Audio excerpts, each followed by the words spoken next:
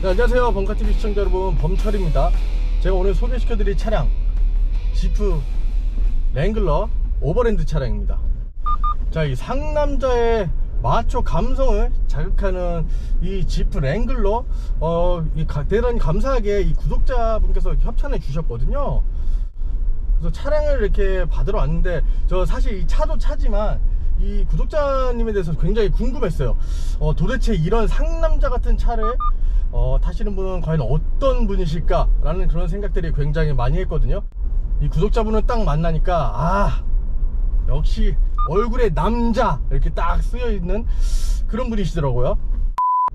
자, 이 지프의 랭글러 같은 경우는 크게 뭐 루비콘, 그리고 이 오버로드 아니에요, 오버랜드 차량, 이렇게 뭐 두 가지로 이렇게 나눠져 있는데, 완전 오프로드에 이게 집중되어 있는 차량이 루비콘이라면, 이 오버랜드 차량 같은 경우는 일반적인 도로 온로드라고 표현하죠. 이 온로드에서 주행할 수 있도록 세팅이 되어 있는 그런 차량이에요.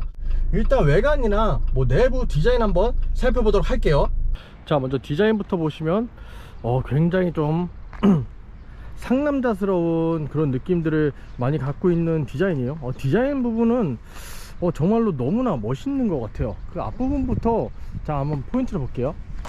자, 앞부분에 포인트가 먼저 이 전면 유리인데, 여기 밑에 보시면 이게 접히는 부분이 있거든요. 그래서 이 유리를 이렇게 앞으로 젖힐 수가 있어요.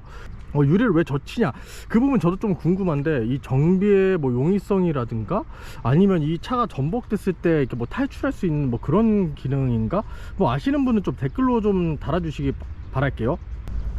전면 부분 보시면 이 범퍼 부분이 좀 상당히 커요. 지금 제가 보면 지금 한 뼘, 거의 두 뼘 가까이 되는 엄청난 지금 범퍼 길이를 자랑하고 있고, 라이트 등이 좀 이쪽에 달려 있네요. 그리고 특이한 점이 이 보닛인데, 일반적인 차량들은 보닛을 안쪽에서 열죠. 안쪽에서 여는데, 이 차량 같은 경우는 이렇게, 그리고 반대쪽도 이렇게 열면 이렇게 엔진룸이 열려요. 2000cc 가솔린 엔진, 가솔린 터보 엔진이죠. 이 8단 자동 변속기가 들어가 있는 이 엔진룸. 측면부도 진짜 상남자 같은 그런 느낌들이 많이 들죠. 뭔가 벤츠의 지바겐 느낌도 상당히 많이 들고, 측면부 포인트를 보시면 일단 타이어가, 이 오버랜드 자체가 일반 온로드, 그러니까 일반 도로에서 탈 수 있게 나온 차라서 이 루비콘이랑은 좀 달라요. 일반 타이어가 장착되어 있어요. 휠은 18인치가 들어가 있는데, 이 타이어 고무 크기가 엄청나게 크거든요. 그래서 막상 타보면 그래도 승차감이 좀 상당히 괜찮은 편이다. 그리고 또 루비콘과 차이가 있는데, 이 휀다 윗부분에 다 이렇게 도장이 돼 있어요. 근데 루비콘 같은 경우는 완전히 오프로드용으로 나왔기 때문에 이 부분이 도장이 돼 있지 않거든요. 그래서 그냥 플라스틱으로 되어 있기 때문에 이게 막 수리하거나 정비할 때 좀 용이성을 주기 위해서 그렇게 나타낸 것 같고, 그리고 옆에 사이드 스텝 있죠. 사이드 스텝이 있는데, 루비콘 같은 경우는 이 사이드 스텝이 아니고 여기에 그 락 가드라고 해야 되나, 그러니까 돌방 방지, 뭐 돌이나 자갈 튀는 거를 방지하기 위한 그런 게 달려 있거든요. 그래서 그 부분이 좀 차이인 것 같고, 그리고 도어 쪽이 좀 신기해요. 도어 쪽 보면 옆에 또 요렇게 또 있죠. 뒷부분도 마찬가지로 요렇게 있는데, 요 부분을 다 풀르면 이 문짝을 탈거할 수 있어요. 그래서 앞문짝도 떨어지고 뒷문짝도 떨어지고, 그래서 완전 무슨 조립식 차 같은 그런 좀 느낌이 있고, 이 문짝을 탈거하면 근데 이 사이드 미러가 같이 빠지거든요. 같이 탈거돼서 뭔가 진짜로 오프로드 같은 데 달릴 때 자연을 느끼면서 그렇게 달릴 수 있는. 그리고 옆에 안테나가 달려 있어요. 옛날 차들이 진짜 이런 안테나가 있었는데, 진짜 이 감성이라고 해야 되나. 후면부도 뭐 루비콘과 차이가 있다면, 요 스페어 타이어 케이스가 있어요. 근데 루비콘 같은 경우는 이게 노출되어 있거든요. 뭐 그런 차이점이 있고, 후방 카메라가 여기 지프 밑에 있어요. 후방 카메라가 이쪽에 달려 있고, 굉장히 사각형 박스카의 그런 모습을 갖고 있죠. 그리고 뭐 트렁크 여는 법이 좀 신기한데, 트렁크는 여기 손잡이 이 부분을 당기면 이렇게 트렁크가 열려요. 지금 안에 찾아보면 짐이 굉장히 많은데, 그리고 이 위에도 열 수가 있어요. 위에는 그냥 이렇게 열어주면 돼요. 이 부분 같은 경우는 굉장히 좁은 주차장에서 만약에 후면 주차했을 때 뒤에가 닿아요. 닿기 때문에 이 부분은 살짝 불편할 수도 있을 것 같아요. 그리고 보시면 지금 트렁크 용량은 상당히 괜찮은데 골프백이 가로로 안 들어가요. 지금 차주분께서도 지금 골프백을 거의 지금 대각선으로 이런 방식으로 세워 주셨는데 그 점은 참고하셨으면 좋을 것 같고, 그리고 2열 시트까지 폴딩이 되기 때문에 시트를 다 폴딩했을 때는 상당히 좀 넓은 공간을 보여주고, 그리고 주유구 같은 경우는 지금 운전석 쪽에 달렸는데 주유구를 봤을 때 키가 있어야 돼요. 키가 있어야 이 주유구를 따로 열 수 있거든요. 그냥 돌려서는 이 주유구가 빠지지가 않아요. 그래서 주유할 때는 요 키가 있어야 된다. 자, 실내로 볼게요. 실내를 보시면 실내가 좀 상당히 좀 진짜 심플하죠.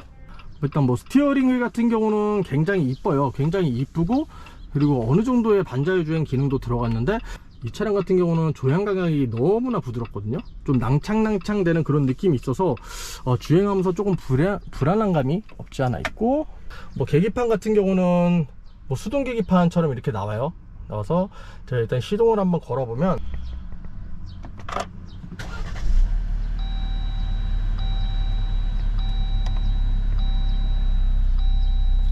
랭글러라는 로고가 뜨고 굉장히 일반적인 그런 계기판을 가지고 있어요. 꺼질 때는 이렇게 꺼지고. 자, 실내를 계속 보면 이 송풍구가 이런 모양으로 생긴 게 앞에 한 4개 이렇게 달려 있고, 모니터가 상당히 작아요. 이 모니터가 굉장히 작은데 그래도 뭐 안드로이드 오토나 애플 카플레이어 같은 게 이 유선으로는 다 연결이 되거든요.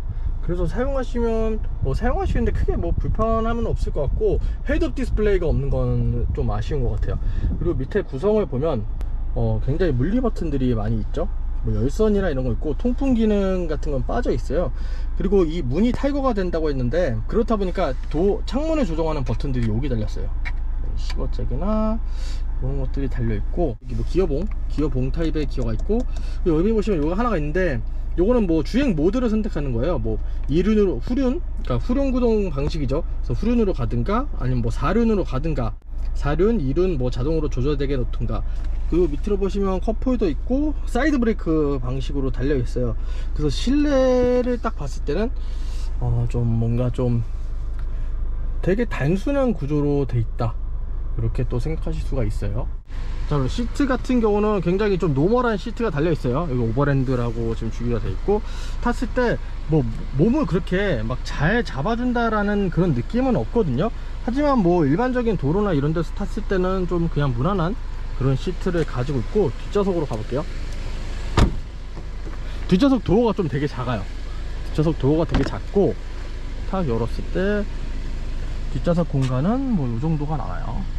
이 정도가 나오고, 제 키 179 기준으로 앉아보면 제 앞에 지금 179 기준으로 세팅된 상태거든요. 무릎 공간은 거의 두 개 살짝 못 미치나. 여기 보시면 여기 송풍구가 좀 이런 식으로 이렇게 앙증맞게 돼 있고, 뒷좌석 역시 이 윈도우 창문 조절 버튼들이 이쪽에 달려 있네요. 그리고 이 차량이 파워탑 모델이다 보니까 지금 위에 이게 뚜껑이 열리거든요. 한번 열어볼게요. 자, 지금 탑을 완전히 연 상태인데 이 개방감이 진짜 훌륭해요. 이렇게 보시면 거의 뒷부분까지 다 열려요. 위가 쭉 열리고, 앞에 요 바가 있고 그 앞에도 완전히 위로 다 열리기 때문에 개방감 자체가 굉장히 훌륭해요. 운전석 바로 위까지 열리죠. 그리고 보시면 여기 또 스피커가 달렸어요. 위쪽에 또 스피커 달렸고, 이 차가 지금 총 스피커가 9개인데 여기도 달렸고, 뒤쪽에 보시면 지금 트렁크에 짐이 너무 많이 실려서 그런데 우퍼가 지금 양쪽에 달렸어요. 그래서 이 차량은 그 스피커 사운드 이런 측면에서는 굉장히 훌륭하다. 이 뚜껑을 다 열고 달려도 이 음악 소리가 되게 잘 들리거든요. 그래서 그런 감성적인 측면은 상당히 괜찮다고 보여져요. 자, 이렇게 주행을 이어가고 있는데 이 차량은 일단 전고가 굉장히 높아요. 전고가 굉장히 높아서 제가 탄 그나마 좀 큰 차량 같은 경우는 뭐 현대 팰리세이드, 그리고 BMW의 X5, X6 이렇게 타봤는데 그 차량보다도 확실히 전고가 높아요. 전고가 높아서 웬만한 차들은 다 거의 다 내려다보는 그런 느낌이죠. 거의 마치 진짜 마이티 트럭? 거의 트럭을 탄 그런 느낌을 많이 보여주고, 이 근데 창문이 굉장히 이렇게 세워져 있어요. 이 차량 자체가 박스카 형태로 되어 있다 보니까 창문이 세워져 있는데, 그렇다 보니까 이 시야 각이 좀 상당히 좀 좁아요. 그래서 이 전구가 높기 때문에 내려다 보이는 이런 느낌들은 상당히 좋은데, 일단 이 보이는 이 시야 각이 좀 좁기 때문에 그런 점은 살짝은 좀 불편하다고 보실 수가 있고, 그리고 이 차량 같은 경우는 우리들이 흔히 많이 타고 있는 세단이라든가 도시명 SUV죠. 그런 차량들과 다르게 바디온 프레임 방식으로 만들어진 차예요. 일반적으로 우리들이 많이 타는 세단 그리고 SUV 경우에는 이 모노코크 바디라고 해가지고 이 차체 전체가 다 이게 통으로 이어져서 이렇게 만들어지는 구조거든요. 근데 그와 달리 이 정통 SUV를 지향하는 랭글러 같은 경우는 이 바디온 프레임 방식을 사용하고 있어요. 바디온 프레임 방식을 간단하게 설명을 드리자면, 이 H자로 된 뼈대 그 위에다가 프레임을 얹는 방식으로서 무슨 차이가 있냐면, 일단 차체 강성이 굉장히 강해요. 그렇기 때문에 이렇게 정통 오프로드 차량들 혹은 픽업 트럭 이런 차량들에 많이 쓰이는 그런 방식이거든요. 그리고 단점으로 보자면, 이런 바디온 프레임 방식 차들이 승차감이 되게 안 좋아요. 승차감이 안 좋고 차량의 무게가 좀 상당히 좀 많이 나가기 때문에 연비적인 부분에서 되게 많이 손해를 많이 봐요. 그렇기 때문에 저도 이 차량을 제일 처음에 탔을 때 혹시 승차감적인 부분이 진짜 안 좋지 않을까? 저도 이게 사전 조사를 이렇게 쫙 해보니까 이 차량은 정말로 감성으로 타는 차지 승차감은 정말로 포기하고 타는 차다 라는 얘기들을 되게 많이 들었거든요. 근데 이렇게 막상 이렇게 운전해 보니까, 제가 루비콘을 아직 안 타봐서 그런 건지 이 오버랜드의 경우에는 승차감이 그래도 생각보다 그렇게 나쁘진 않다.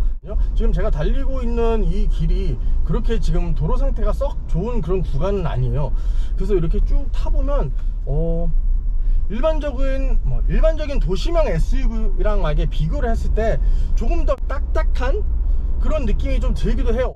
승차감적인 부분은 그래도 생각보다 괜찮은 편인데, 일단은 지금 이렇게 주행을 하는데 브레이크가 지금 상당히 왼쪽에 있어요. 그래서 일반적인 차량보다는 이 브레이크 위치가 별로 안 좋기 때문에 그 부분은 좀 살짝은 좀 불편한 감이 없지 않아 있고, 그리고 이 브레이크 느낌이 그렇게 썩 훌륭하진 않아요. 그래서 이게 막 크게 밀리거나, 아직 브레이크 테스트를 해본 게 아니니까 그런 느낌까지는 아닌데, 이렇게 주행을 쭉 하다가 만약에 브레이크를 잡아야 되는 상황이 발생해서 브레이크를 잡았을 때는 차가 그래도 브레이크가 살짝 느리게 먹는다, 좀 밀린다, 좀 이런 기분이 좀 상당히 많이 들어서 좀 브레이크를 밟는 타이밍을 빨리 가져간다든가, 아니면 브레이크를 좀 강하게 밟아야 되는 좀 그런 느낌이 좀 들고, 이게 아이들링 상태에서 이 엔진 소음이 굉장히 거칠어요. 엔진 소음도 거칠고, 이게 가솔린 차잖아요. 가솔린 차인데 이거 혹시 디젤 차 아닌가 싶을 정도로 좀 그런 거친 엔진의 좀 음색이 느껴지고, 그리고 일반적으로 이 차가 그렇게 방음적인 부분에서는 크게 신경을 안 썼다 라고 이렇게 보시면 될 것 같아요. 그래서 지금 차 옆에 지나가는 소리도 상당히 잘 들리고, 그리고 차 자체에서 나오는 차 소음이라고 하죠. 이 엔진의 진동음, 그리고 주행하면서 느껴지는 일종의 잡소리들, 그런 것들이 상당히 많이 어우러져서 굉장히 조용한 차를 원한다 하시는 분들은 어차피 이 차를 구매하시지 않으시겠지만, 그래도 소음적인 부분은 상당히 시끄럽다. 그에 반면에 제가 아까 말씀드렸다시피 이 차량은 스피커가 굉장히 좋아요. 음질도 상당히 좋고, 이 뒤에 우퍼까지 달려있죠. 이 사운드가 상당히 좋기 때문에 만약에 내가 음악을 크게 틀고 달리는 걸 상당히 좋아한다 하시는 분들에게는 그런 소음 같은 거는 걱정 안 하셔도 될 것 같아요. 자, 이제 막히는 길을 지나서 제가 이렇게 국도를 운행하고 있는데 지금 밖에 소리 들리시네요. 옆에 큰 화물차가 지나가는데 이 아마 마이크로 소리가 다 들어갈 것 같아요. 그리고 이렇게 운전을 하는데 일단 이 차폭을 가늠하기가 좀 상당히 어렵거든요. 제가 이렇게 앉은 위치에서 보면 이 앞에 보닛이 보이잖아요. 보닛이 내려다 보이는데, 이 차는 구조가 이 보닛이 이렇게 있고 옆으로 휀다 쪽이 상당히 많이 튀어나와 있어요. 근데 그 부분은 거의 보이지가 않고 이렇게 해서 내려다봐야만 보이고, 그냥 일반적으로 주행할 때는 앞으로 가면서 되게 좁아지는 이 보닛만 보이기 때문에 이 차의 차폭을 좀 가늠하기가 좀 쉽지가 않고, 그리고 이 스티어링 휠이 이 핸들이라고 하죠. 이게 굉장히 낭창낭창해요. 제가 지금까지 한 50여 대를 지금 리뷰했었는데 그 차들 중에서 역대급으로 굉장히 가벼운 스티어링 휠을 가지고 있거든요. 그래서 일반적인 뭐 시내나 막히는 도로 이런 데서 주행하거나 아니면 뭐 주차할 때 이런 때는 이 핸들이 굉장히 가볍게 돌아가서 그 부분은 상당히 좋아요.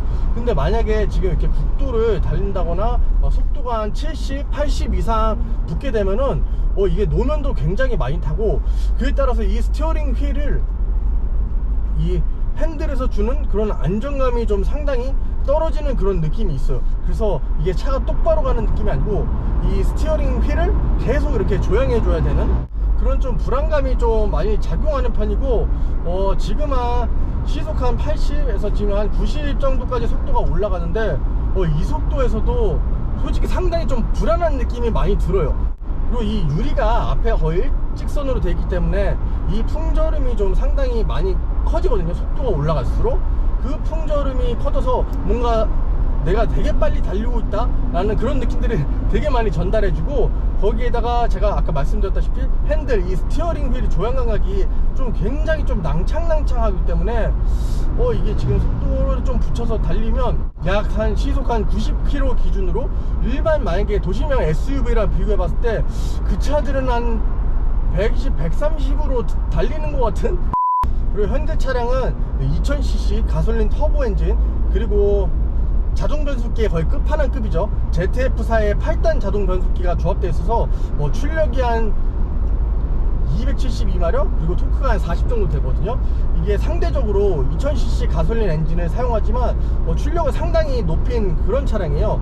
그렇기 때문에 이 차가 공차 중량이 지금 2톤이 넘는데 이 뭐 가속적인 부분 이런 느낌에서는 부족함은 전혀 느껴지지가 않아요. 그래서 악셀을 밟아서 이렇게 쭉 치고 나가는 느낌도 상당히 괜찮고, ZF의 8단 변속기가 사용하는 브랜드들이 상당히 많죠. 그 브랜드가 다 똑같이 세팅은 하지 않는 걸로 제가 알고 있어요. 각자의 그 브랜드 차량들에 맞게 이렇게 세팅을 하는 것 같은데 이 변속 반응도 상당히 괜찮고, 혹시나 2000cc 가솔린 터보 엔진 이 차가 지금 2톤이 넘는데 좀 이렇게 출력이 모자라거나 좀 이렇게 답답하지 않을까 라고 생각했는데 전혀 그렇지 않고, 실질적으로 제로백도 한 7초 정도로 알고 있어요. 정말로 총알같이 튀어나간다 뭐 이런 느낌은 없지만 일상에서 주행하는데 뭐 일반 도로나 아니면 고속도로 이런 데 주행하는 데는 전혀 지장이 없는 훌륭한 이 엔진과 변속기를 가지고 있어요. 그리고 또 많은 분들이 좀 궁금해하실 것 같은 게 연비인데, 연비 같은 경우는 지금 평균 연비가 10.6 정도 나오거든요. 차주분한테도 여쭤보니까 일반 뭐 시내나 이런 데 다닐 때는 한 연비가 한 8 정도 나온대요. 7, 8? 이 정도로 연비적인 측면이 그렇게 좋지 못하다 이렇게 뭐 생각하시면 될 것 같고, 이렇게 만약 국도라든가 고속도로를 계속 주행하면 한 10, 지금 10.6, 11 막 이렇게 나오거든요. 나는 이 엄청난 고유가 시대에 연비만큼은 중요하다 하시는 분들에게는 좀 어울리지 않을 것 같은 그런 차량이에요. 그리고 이 차가 파워톱 차량이에요. 파워톱이 뭐냐, 자 이게 잘 보이실지는 모르겠는데 탑 자체가 뒤로 완전히 끝까지 다 열려요. 그래서 개방감이 상당히 좋거든요. 그리고 그에 비해서 소음은 좀 들어오는 편인데 이 바람은 되게 잘 막아줘요.